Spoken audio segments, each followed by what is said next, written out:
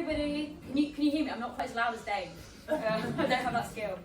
When I was prepping for this, I found a quote from Jane McAlevey, the American labour organiser, who said that digging into questions of what can actually be won can be hard to see clearly from the front lines, even harder from the sidelines. In that spirit, I'm very much speaking from the sidelines about my reporting from, on the strikes.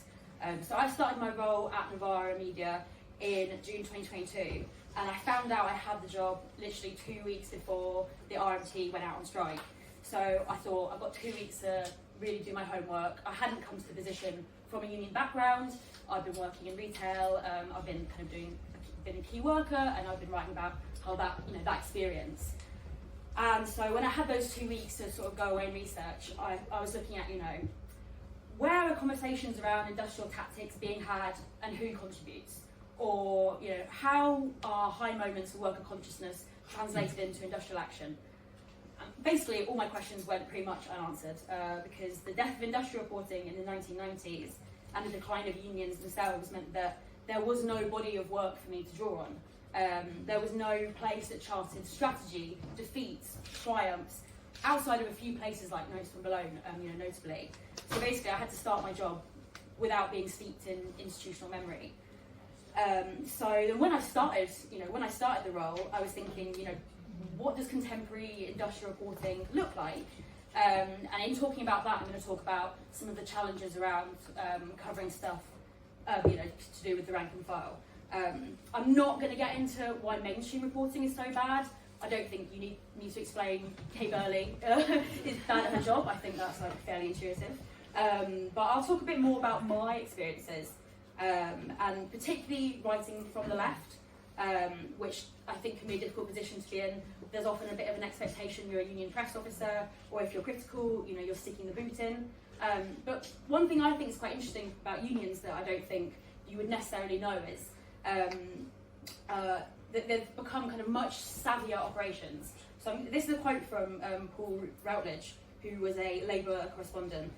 And he said, at the height of union influence in Britain during the mid-1970s, the TUC had one press officer. Most unions had none, and Jack Jones of the Transport and General Workers Union spoke directly to the media. Today, union membership is more than halved, but there are dozens of media officers in the labour movement. And so I think that a phenomenon I find that I think is quite interesting is that in the 70s and 80s, unions were able to rely on industrial might to achieve goals, whereas increasingly now there's a sense that PR and public perception plays a big part. As a reporter, that throws up challenges. I've been to picket lines where workers tell me they're not able to speak to me.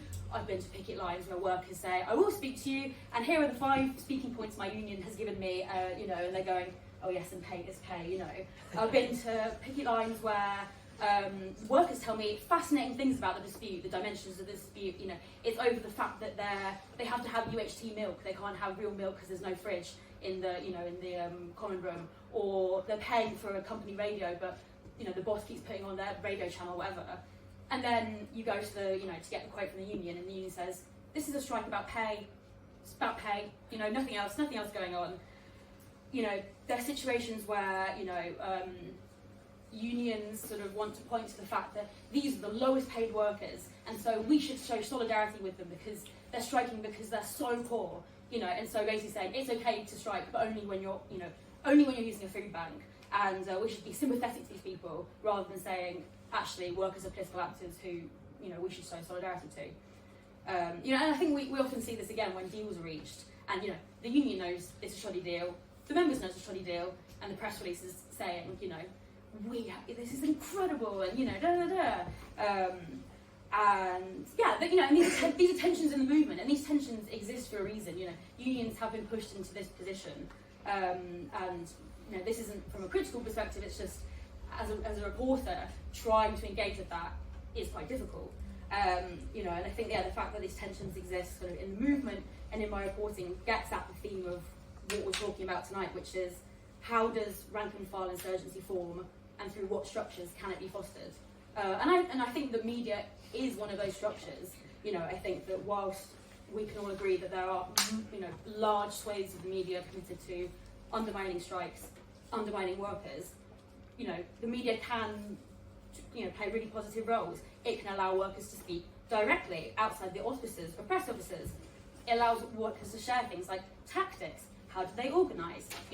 What platforms are they using? Are they using WhatsApp? Do they all congregate in the smoking area? Which managers do you avoid, etc., etc. But I think also importantly, it can draw out connections between struggles that might otherwise seem really distant. And so, I'll finish on an example. Recently, I was talking to clergy, Church of England members, who last year put in their first ever pay claim. It's not exactly where you think there's a bastion of union radicalism. And when I started chatting to them, I was like, what